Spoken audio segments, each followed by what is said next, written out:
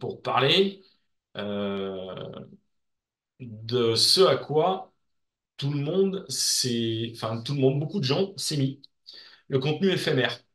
Le contenu éphémère qui aujourd'hui cartonne et qui est intéressant pour le référencement.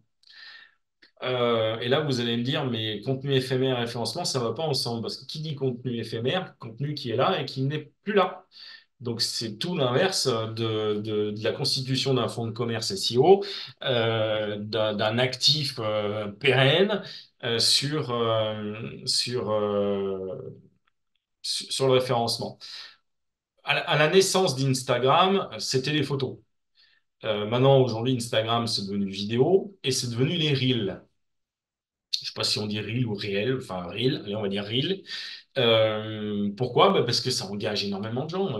Même sur Facebook, on voit le truc, il est valable 24 heures, 48 heures, après il disparaît.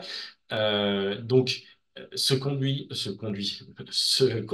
pardon, éphémère est très intéressant dans le sens où il génère énormément de vues, il est mis en avant, il est poussé et il génère énormément de clics.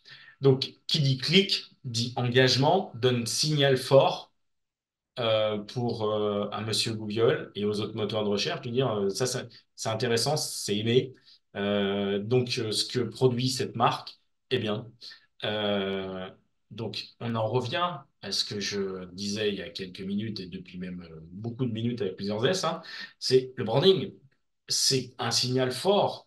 C'est que ce contenu éphémère va soumettre votre marque aux yeux de l'utilisateur qui vous connaît ou ne vous connaît pas. Ce qu'il faut, c'est que l'utilisateur voit votre marque. Imaginez qu'on voit votre marque une fois par semaine, ou imaginez qu'on voit votre marque 3 fois par jour. C'est la répétition qui va faire que vous allez être authentifié, certes, mais c'est une preuve qui prouve que ce que vous dites est bien et est vrai, puisque vous l'avez tout le temps devant les yeux. Si on vous répète tous les jours, ah, attends, je vais lancer un pavé dans la mare. Euh, Si on vous répète tous les jours qu'une voiture, c'est dangereux parce que ça émet du CO2, au bout du bout, vous allez le croire. Logique, on vous le répète tous les jours, donc c'est forcément, c'est vrai. Maintenant, on vous parle pas de différentes d'autres problématiques qu'il pourrait y avoir. Et je veux pas rentrer dans, c'est pas le sujet de la vidéo qui est rentrée dans cette problématique-là, mais ce que je veux vous faire comprendre, c'est ça, c'est que ce marketing éphémère, ce qui va influencer votre référencement, c'est que ça va montrer votre marque. Donc, sur tout ce qui est éphémère, c'est pas parce que c'est éphémère qu'il va pas falloir mettre la bonne title, c'est pas parce que c'est éphémère qu'il va pas falloir faire la bonne description.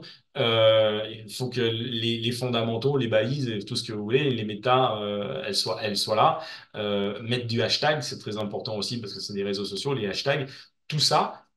C'est très important parce que ça va vous faire ressortir. Et on va parler aussi de géolocalisation parce que si vous êtes géolocalisé ou si vous parlez de choses qui sont valables dans un certain périmètre ou si vous êtes un business local, euh, il faut que vous en parliez aussi dans vos hashtags, dans votre description, dans les titles, des trucs comme ça. Même sur du contenu éphémère, on veut le voir. Enfin, vous voulez qu'il soit vu. Vous voulez que votre marque soit vue. Vous voulez que Michu Corporation à Lyon, à Marseille, à Lille, où vous voulez. Vous voulez que votre île soit vue. Vous voulez que Michu Corporation, vous voulez que cette marque-là soit vue. Donc, le marketing éphémère, ça prend du temps. Les jeunes, ils sont vachement forts là-dessus. Moi, j'ai des clients moins jeunes, hein. Après, je ne vais pas parler de ce qui est jeune et pas jeune. Quand est-ce qu'on se considère jeune ou pas? Ce qu'il faut, c'est s'y mettre. Il faut le faire et il faut bien le faire. Et maintenant, si en plus, parce que si on fait quelque chose mal, ça sert à rien de le faire. Vaut mieux faire moins et bien, mais le faire, que faire plus, mais que de la crotte. Là, c'est pas bon parce que vous n'allez pas être crédible. Puis surtout, c'est votre marque qui va en pâtir. Donc, je dirais que non. Et si votre contenu éphémère est en relation avec votre contenu evergreen, c'est-à-dire un contenu qui est toujours vert. Tiens, j'avais une anecdote tout à l'heure sur Twitter, pardon, X, avec Laurent de Perroquet, qui, pour rigoler, sortait un graphe sur du contenu sur lequel il fallait aujourd'hui communiquer sur les tendances actuelles, sur les bonnes résolutions à prendre pour 2024. Alors, euh, gagner plus d'argent, payer moins d'impôts, être en bonne santé, t'as dit, je dis, bon, ça, c'est pas du. Il me dit, oui, mais ça, on en parle qu'en début d'année. Je lui dis, mais ça, c'est du contenu evergreen, en fait. Parce que c'est toujours les mêmes revendications, enfin, c'est toujours les mêmes volontés que tu veux. Euh, donc, ça, tous les ans, tu changes juste la date. En fait, ton contenu est strictement le même. Par contre, si tu veux faire quelque chose à chaque année qui va changer, ça c'était la blague, et je vais fermer la parenthèse, parle des nouveaux impôts. Ça change tous les ans, il y en a toujours un nouveau. Donc ça, oui, là, c'est pas evergreen. Du coup, là, tu as toujours quelque chose de nouveau à raconter. Voilà, ça c'est. Je ferme la parenthèse. Donc, euh,